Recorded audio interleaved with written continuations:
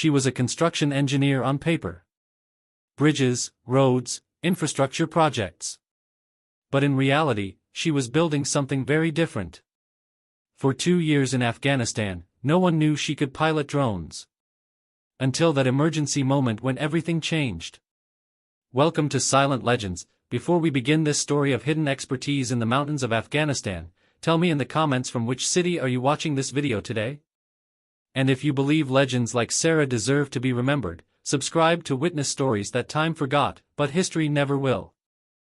Forward Operating Base Shank sat like a concrete island in the Logar province of Afghanistan, surrounded by mountains that stretched toward Pakistan in jagged brown waves.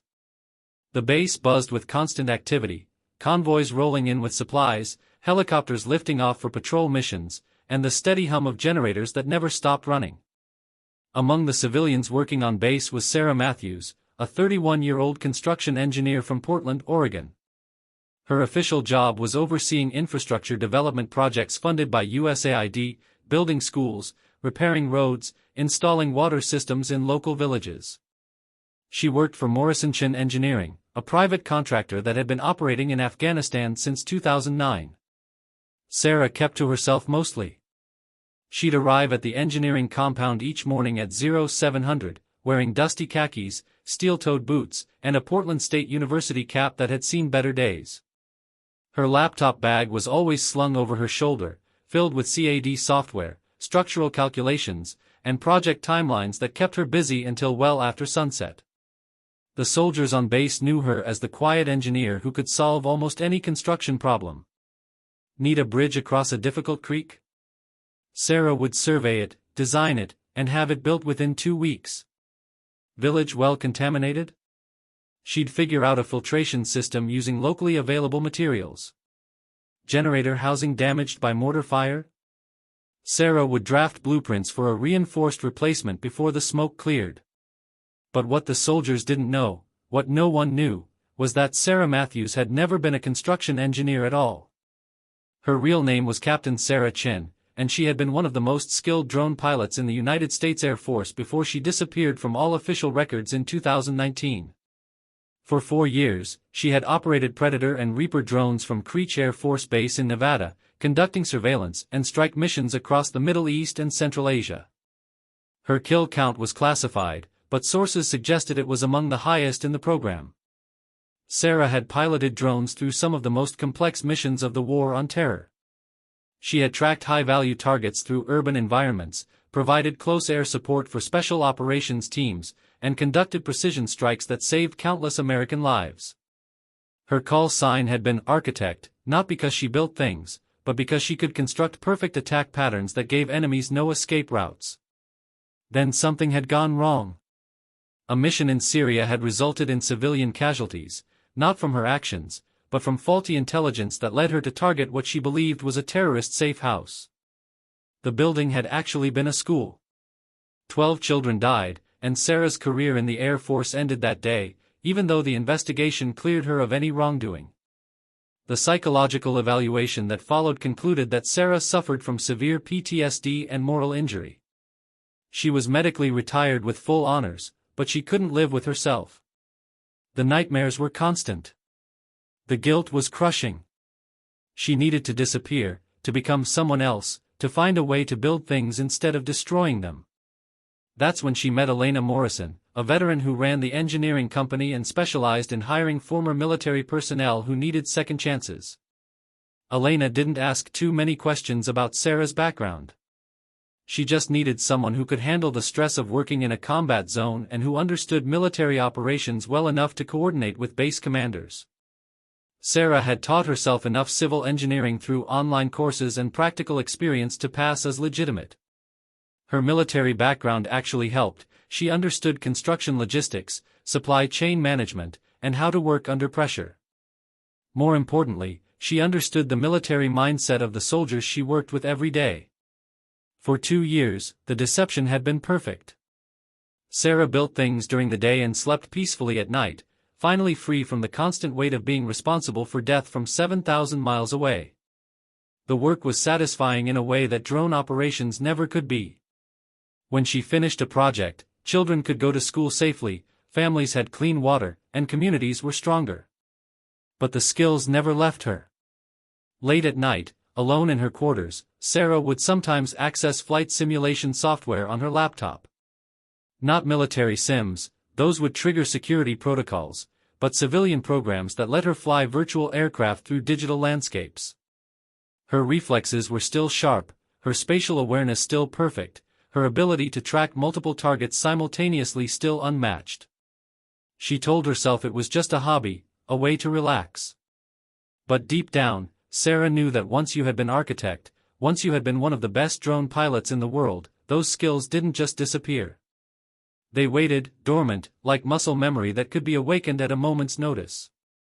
The awakening came on a Tuesday morning in March, when everything Sarah had built, her new identity, her peaceful life, her redemption through construction, was about to be tested in ways she never could have imagined.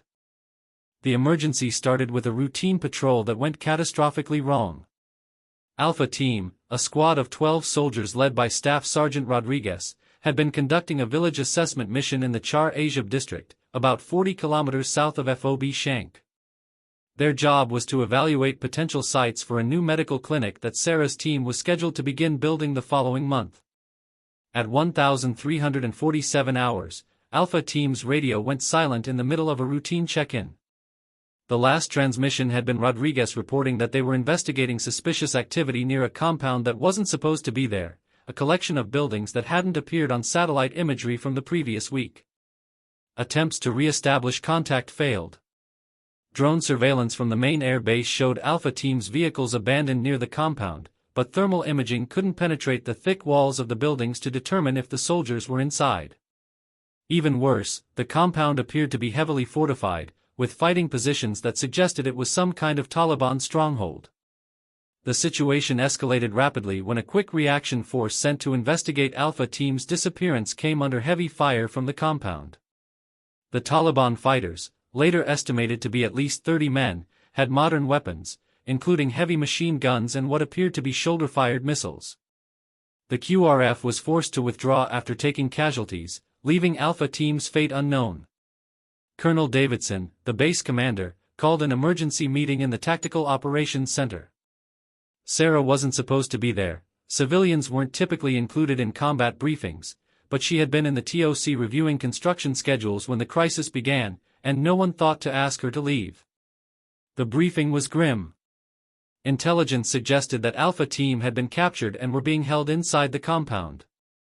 Satellite imagery showed increased activity around the buildings, with vehicles arriving throughout the afternoon. Intercepted communications indicated that the Taliban were planning to move the prisoners to a different location within hours, possibly across the border into Pakistan. "We need eyes on that compound," Davidson said, studying the satellite images on the main screen. Real-time intelligence on enemy positions, prisoner locations, escape routes. But our closest drone assets are tied up with operations in Helmand province. It'll be 6 hours before we can get Predator coverage. "What about the Afghan Air Force?" asked Major Thompson, the operations officer. "They've got helicopters, but no drone capability for this kind of precision surveillance. And sending manned aircraft over that compound is suicide until we know what kind of air defenses they have." Sarah listened to the discussion with growing frustration.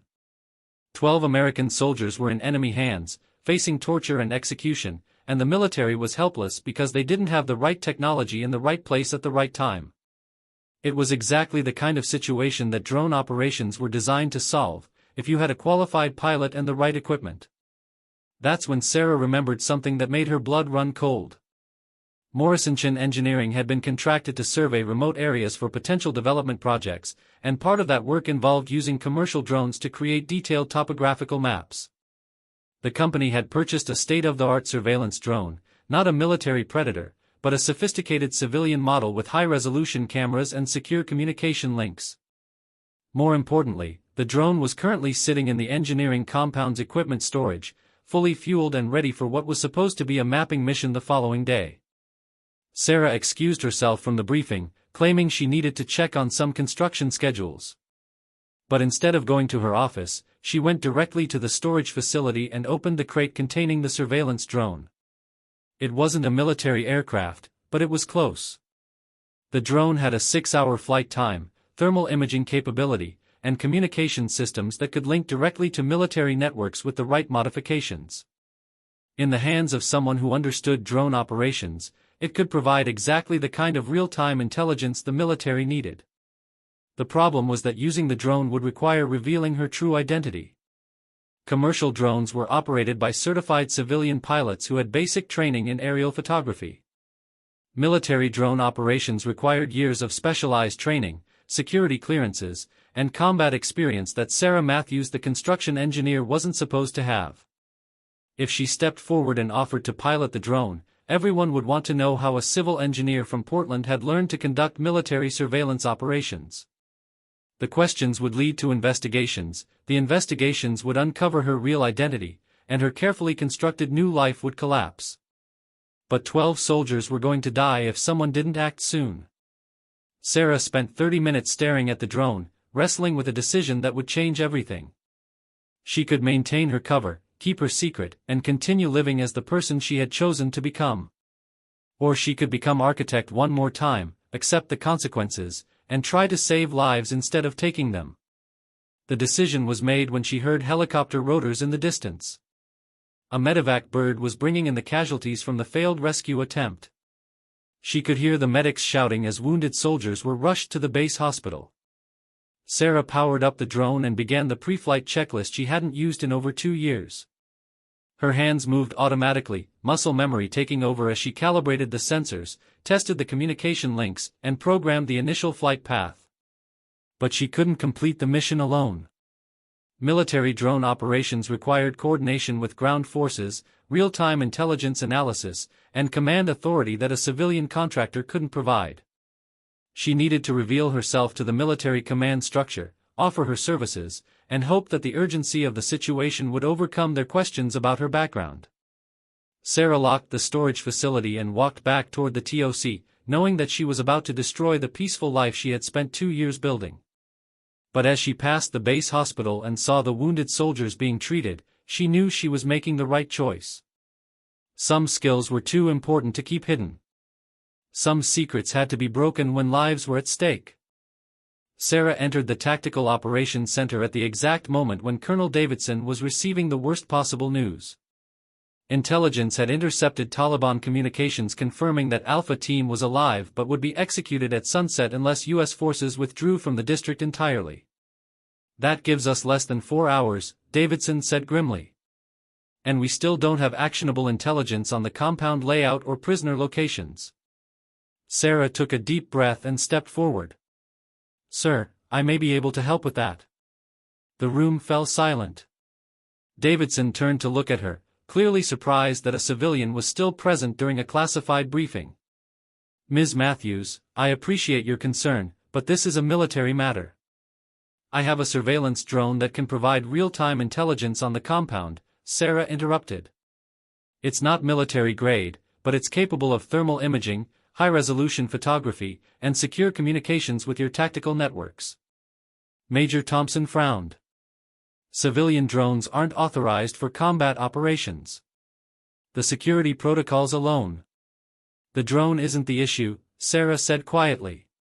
"The pilot is." She reached into her laptop bag and pulled out a worn folder that she had carried with her for 2 years but never opened. Inside were documents that officially didn't exist, her original Air Force personnel file, her drone pilot qualifications, and her combat mission records from Creech Air Force Base. Davidson's eyes widened as he scanned the documents. The other officers crowded around, reading over his shoulder. Sarah watched their expressions change from skepticism to shock to something approaching awe. "Captain Sarah Chen," Davidson read aloud. "Remotely piloted aircraft operations. 4 years active duty, 847 combat flight hours, 312 confirmed targets." He looked up at her. "Your records show you were medically retired in 2019. "That's correct, sir." "And you've been working as a construction engineer for the past 2 years?" "Yes, sir." "Why?" Sarah hesitated, then decided that complete honesty was the only option. "Because I needed to build things instead of destroying them, sir. I needed to save lives instead of taking them. The room was silent for a long moment. Then Davidson handed the folder back to her. Can you get us intelligence on that compound, Captain? Sarah felt a chill at hearing her old rank again. Yes, sir. But I'll need access to your communication networks and real-time coordination with ground forces. This isn't just a surveillance mission. If we're going to extract those soldiers, we'll need perfect timing and complete situational awareness. What do you need? 30 minutes to prep the drone and establish communication links. Then I'll need a direct line to whoever's planning the rescue operation. Davidson nodded to Major Thompson. Give her whatever she needs. And Major? This conversation is classified. As far as anyone knows, we received drone support from Bagram Air Base. As Sarah left the TOC to prepare her equipment, she felt the familiar weight of operational responsibility settling over her shoulders. For 2 years, she had been Sarah Matthews, a woman who built bridges and schools and water systems. In 30 minutes, she would become architect again, a weapon in the war on terror. The transformation was both terrifying and exhilarating. Sarah set up her control station in a secure communication room adjacent to the TOC. The civilian surveillance drone wasn't as sophisticated as the military Predators she was used to flying, but the basic principles were the same. She established encrypted communication links with the base's tactical networks, calibrated the thermal imaging systems, and programmed an initial reconnaissance flight path. As she worked, word of her true identity began to spread quietly through the base's senior leadership. She could see the looks on faces as officers realized that the quiet construction engineer they had worked with for 2 years was actually a legendary drone pilot who had been presumed lost to the military forever. Staff Sergeant Martinez, who had helped her install a generator housing the previous month, appeared in the doorway of the communication room. "Ma'am," he said hesitantly, "is it true? You're really architect?" Sarah paused in her pre-flight checks. "Where did you hear that call sign, Sergeant?" "My brother served with the 75th Rangers, ma'am. He was part of an operation in Syria where you provided close air support. Said you saved his entire platoon." Sarah nodded slowly. "How is your brother?" "He's good, ma'am. Thanks to you." Martinez stepped into the room and lowered his voice. "Ma'am, half the NCOs on this base have stories about architect missions. You're a legend. But we all thought. You thought architect was dead," Sarah finished. "Yes, ma'am." Sarah turned back to her equipment. Architect was dead. But sometimes the dead have to come back when the living need them. At 1,530 hours, Sarah launched the surveillance drone from the base's helicopter landing pad. The aircraft climbed quickly to 8,000 feet, where it was invisible from the ground but could provide detailed imagery of the target compound. As the drone approached the target area, Sarah felt the familiar calm of operational focus settling over her mind. This was what she had been trained for, what she was designed to do. The construction projects, the peaceful sleep, the quiet life, all of that disappeared as Architect took control. The compound appeared on her monitors in perfect detail. Thermal imaging revealed guard positions, vehicle locations, and most importantly, a cluster of heat signatures in the main building that appeared to be the captured American soldiers. Sarah keyed her microphone to the tactical frequency. "Overwatch to ground control, I have eyes on target compound. 12 friendly heat signatures confirmed in the northeast building, ground floor. Enemy positions identified at the main gate, on the roof, and in fighting positions along the perimeter wall." Colonel Davidson's voice crackled through her headset. "Outstanding work, Architect. Stand by for rescue team coordination." For the first time in over 2 years, Sarah smiled with genuine satisfaction. She was building something again, not schools or bridges, but a rescue operation that would bring 12 soldiers home alive. The rescue operation began at 1,630 hours, just as the sun started its descent toward the mountains. Sarah's drone provided overwatch for 2 separate assault teams approaching the compound from different directions, coordinated through her real-time intelligence. But what started as a routine extraction quickly became the most complex mission of Sarah's career. "Architect, this is Razor 1, came the voice of the lead assault team commander. "We're taking heavy fire from the north wall. Enemy has repositioned since your initial surveillance." Sarah immediately maneuvered her drone to provide a better angle on the compound. The thermal imaging revealed that the Taliban fighters had moved during the past hour, setting up new fighting positions that weren't visible to the ground teams. Razor 1, be advised, you have 6 enemy fighters in hardened positions along your approach route. Recommend diverting to the east wall where you'll have better cover. Copy, Architect. Adjusting approach vector. As the assault teams moved into position, Sarah noticed something that made her blood run cold. 3 vehicles were approaching the compound from the south, reinforcements that would triple the number of enemy fighters just as the rescue operation reached its most vulnerable phase. Ground control, this is Architect. Enemy reinforcements approaching from the south, ETA approximately 10 minutes. Recommend expediting extraction timeline. Colonel Davidson's voice was tense. Roger, Architect. Assault teams, you heard that. Move fast. But the mission was about to become exponentially more complicated. Sarah's thermal imaging revealed that the Taliban weren't just moving to defensive positions, they were preparing to execute the American prisoners. Through her high-resolution cameras, she could see captors forcing the soldiers into a courtyard at the center of the compound. Ground control, urgent. Enemy is moving prisoners to central courtyard, appears to be preparation for execution. Recommend immediate intervention. Razor teams, did you copy that? Copy, ground control. But we're still 3 minutes out from breaching the perimeter. Can Architect provide any assistance? Sarah stared at her monitors, watching American soldiers being forced to their knees in a courtyard surrounded by armed Taliban fighters. The rescue teams were too far away, the reinforcements were too close, and 12 men were about to die while she watched from 8,000 feet above. That's when Sarah made a decision that went far beyond her authority as a surveillance operator. The civilian drone she was piloting wasn't armed, it had no missiles, no guns, no explosive capability. But it did have something that could be used as a weapon, itself. Sarah began a controlled descent, bringing the drone down to 2,000 feet while maintaining surveillance coverage. She calculated wind speed, approach angles, and impact velocity with the same precision she had once used to guide Hellfire missiles to their targets. Ground control, this is Architect. I'm going to create a distraction that should give your assault teams the opening they need. Architect, what are you planning? Kinetic intervention using available assets. There was a pause before Davidson responded. Clarify, Architect. I'm going to crash my bird into the compound, sir.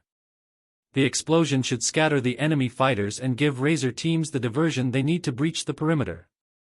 Another pause, longer this time. Architect, that's a $30,000 piece of equipment.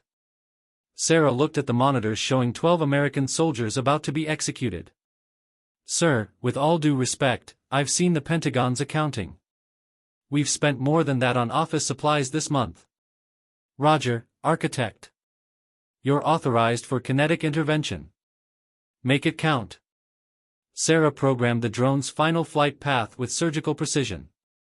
She would bring it down at maximum velocity into the compound's main building, not the courtyard where it might injure the prisoners, but the structure where the Taliban commanders were likely coordinating the execution. As the drone began its final descent, Sarah provided continuous intelligence updates to the assault teams, guiding them through the compound's defenses even as she prepared to sacrifice her surveillance capability. Razor 1, you have a clear path to the east wall in 30 seconds. Razor 2, hold position until you see the fireworks, then breach the main gate. At 500 feet, Sarah could see individual Taliban fighters looking up at the descending drone. Some were raising weapons, but they were too late. All teams, kinetic intervention in 5, 4, 3, 2, 1. The drone impacted the main building at 120 miles per hour, its fuel tank and battery systems creating an explosion that shattered windows, collapsed part of the roof, and sent Taliban fighters scrambling for cover. In the chaos that followed, both assault teams breached the compound perimeter simultaneously. Sarah had no surveillance capability now, the drone was destroyed, her eyes in the sky were gone. But she could hear the radio chatter as the rescue teams fought their way through the compound, using the detailed intelligence she had provided to navigate the building layouts and locate the prisoners. Razor 1 to ground control, we have all 12 packages, alive and mobile. Exfiltrating now. Sarah slumped back in her chair, emotionally drained but professionally satisfied. The mission was complete. 12 American soldiers were alive because she had remembered how to be architect when it mattered most. But her secret was no longer secret. By revealing her true identity and conducting combat operations, she had destroyed the quiet life she had built as Sarah Matthews, the construction engineer. The aftermath of the rescue operation brought both celebration and uncertainty. Alpha Team was safely extracted with only minor injuries, the Taliban reinforcements arrived too late to affect the outcome, and the compound was left in ruins that would serve as a warning to other extremist groups in the region. But Sarah's situation was complicated. Technically, she was a retired Air Force officer who had conducted unauthorized military operations using civilian equipment. The legal implications were murky, the security protocols had been violated, and her cover identity was completely blown. Colonel Davidson called her to his office the morning after the rescue. Sarah expected discipline, possibly arrest, certainly the end of her time in Afghanistan. Instead, she found Davidson sitting with a woman in civilian clothes who introduced herself as Deputy Director Patricia Hawkins from the CIA. Captain Chen, Hawkins began, or do you prefer Ms. Matthews? Either is fine, ma'am. Your actions yesterday saved 12 American lives and prevented a significant propaganda victory for the Taliban. They also revealed that one of our most effective drone pilots has been hiding in plain sight for the past 2 years. Sarah waited for the other shoe to drop. We've reviewed your military service record, your medical retirement, and the incident that led to your departure from active duty, Hawkins continued. We've also spent the past 12 hours having very interesting conversations with Pentagon officials who thought you were dead. I needed to disappear, Sarah said quietly. The nightmares, the guilt. I couldn't live with what I had done. The Syrian school incident wasn't your fault, Captain. The intelligence was flawed, the targeting was approved at the highest levels, and you followed your orders exactly as trained. But we understand why you needed to walk away. Davidson leaned forward. The question now is whether you're ready to walk back. Sarah frowned. Sir? Hawkins opened a briefcase and pulled out a folder marked with classification stamps. The drone pilot shortage in military and intelligence operations has reached critical levels. We're conducting operations across 3 continents with pilots who are overworked, overstressed, and making mistakes because they're exhausted. We need experienced operators, Davidson added. People who can handle complex missions under pressure. People like Architect. Sarah stared at them. You want me to come back to active duty? Not exactly, Hawkins replied. We're offering you a position with a joint task force that conducts operations for both the military and the intelligence community. You'd have the rank and authority of a major, but you'd operate under civilian cover. Officially, you'd still be Sarah Matthews, construction engineer. Unofficially, you'd be available for drone operations when and where we need you. The best of both worlds, Davidson said. You can continue building schools and water systems during the day, but when soldiers are in trouble, you can still be the one who brings them home. Sarah was quiet for a long moment, considering the offer. What about the nightmares? We've arranged for you to work with Dr. Elizabeth Murray at Walter Reed, Hawkins said. She specializes in moral injury and PTSD in drone operators. Several of our pilots have made remarkable progress under her care. The goal isn't to erase what happened in Syria, Davidson added. It's to help you live with it while still using your skills to save lives. Sarah thought about the previous day's mission. For the first time since the Syrian incident, she had used her abilities to save people instead of killing them. The satisfaction was profound, almost therapeutic. If I agreed to this, she said slowly, would I have input on mission selection? I don't want to be just another trigger puller. Absolutely, Hawkins replied. In fact, we're hoping you'll help us develop new protocols for drone operations that prioritize precision and civilian protection. Your experience with the Syrian incident makes you uniquely qualified to help us avoid similar tragedies. Davidson smiled. Plus, we need someone who can crash a $30,000 drone into a building and make it look like tactical genius. Despite everything, Sarah laughed. That was desperation, sir, not genius. Sometimes they're the same thing, Captain. 3 months later, Sarah was back in Afghanistan, but everything had changed. Officially, she was still the quiet construction engineer who supervised infrastructure projects throughout the region. Her office was still filled with building plans, environmental surveys, and contractor schedules.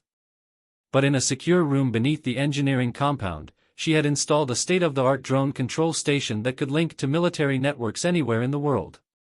When soldiers were in trouble, when intelligence was needed, when precision operations required the skills of someone who understood the weight of life and death decisions, Sarah would transform from construction engineer to architect. The work was satisfying in ways she hadn't expected. By day, she built schools where children could learn safely. By night, she protected the soldiers who made that safety possible. She was creating and protecting simultaneously, using her deadliest skills in service of life instead of death. The nightmares hadn't disappeared entirely, but they were manageable now. Dr. Murray had helped her understand that moral injury was a wound that could heal, and that healing didn't require forgetting, it required finding purpose in the pain. 6 months after the Alpha Team rescue, Sarah received a letter from Staff Sergeant Rodriguez, who had been leading the captured patrol. The letter was simple and direct. "Ma'am, I don't know who you really are or how you learned to do what you did, but my kids still have a father because of you. That's all that matters. Thank you for remembering how to be a hero when we needed one." Sarah framed the letter and hung it in her office, next to the architectural drawings for a new girls' school that would be built in the same district where she had conducted the rescue operation. Past and present, destruction and creation, all existing in the same space. 2 years after the Alpha Team rescue, Sarah's dual identity had become legendary in certain circles. To most people, she was still Sarah Matthews, the quiet engineer who could solve any construction problem and seemed to know every soldier on every base where she worked. But to a select group of military and intelligence personnel, she was architect, the ghost pilot who appeared when other options had been exhausted, who could conduct impossible missions with civilian equipment and disappear back into her construction projects before anyone could ask too many questions. The Pentagon had officially classified her existence as a state secret. Her missions weren't recorded in standard databases, her successes weren't reported in the media, and her identity was protected by the same protocols used to shield the most sensitive intelligence assets. Sarah preferred it that way. Fame had never been her goal, first as a construction engineer, then as a drone pilot, now as something in between. She measured success in schools built, soldiers saved, and peaceful nights of sleep that came more frequently as the months passed. In 2024, as American forces prepared for their final withdrawal from Afghanistan, Sarah faced another choice. She could return to the United States, resume a normal life, maybe start her own engineering company. Or she could continue the work in other places where soldiers needed protection and infrastructure needed building. The decision was made when she received a briefing about conditions in Ukraine. Infrastructure destroyed by war, civilians trapped in combat zones, military operations that required precision intelligence to avoid humanitarian disasters. It was exactly the kind of situation where architects' unique combination of skills could make a difference. Sarah updated her resume, applied for a position with an international development organization, and prepared to become someone new again. Not because she was running from her past this time, but because she had learned how to carry it forward. The last entry in her Afghanistan journals was dated September 2024. "Today I completed the water treatment facility in Char Azub. Clean water for 3,000 people, built in the same district where I crashed a drone to save 12 soldiers 3 years ago. I think this is what redemption looks like, not forgetting what you've done wrong, but remembering how to do right." She packed her belongings, said goodbye to colleagues who knew her as Sarah Matthews but not as architect, and prepared for another deployment.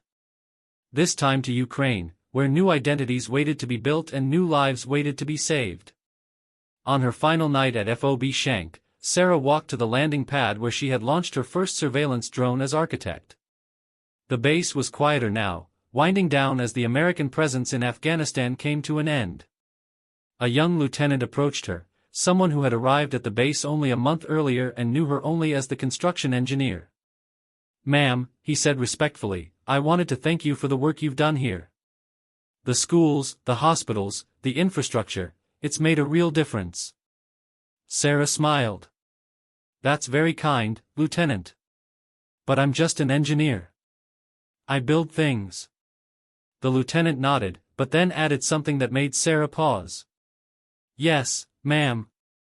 But Sergeant Martinez told me that sometimes the best engineers are the ones who know how to build hope when everything else has been destroyed." Sarah looked at the young officer for a long moment, wondering what other stories Martinez had shared, what other legends had grown around her time at the base. "Sergeant Martinez is a wise man," she said finally. As the lieutenant walked away, Sarah remained on the landing pad, watching the stars appear over the Afghan mountains. Somewhere in the darkness, she knew there were still threats that would require architect skills. But there were also communities that would need Sarah Matthews' expertise. She had learned to be both, to carry the weight of necessary violence and the hope of essential construction. It wasn't the life she had planned when she left the Air Force broken and guilt-ridden. But it was the life she had built, piece by piece, mission by mission, bridge by bridge. Some legends were born in fire and glory. Others were built quietly, in the spaces between who you used to be and who you chose to become. Sarah had learned that both kinds mattered, and that sometimes the greatest heroism came not from being perfect, but from finding ways to make broken things whole again. The next morning, she boarded a transport flight to Kiev, carrying construction plans in one bag and classified communication equipment in another. Ready to build again, ready to protect again, ready to be whatever the mission required. Because that's what legends do. They adapt, they serve, they find ways to matter even when the world thinks they've disappeared. Sarah Matthews was going to Ukraine to build schools. Architect was going to protect the people who needed them. And sometimes, when the situation was desperate enough, they were the same person.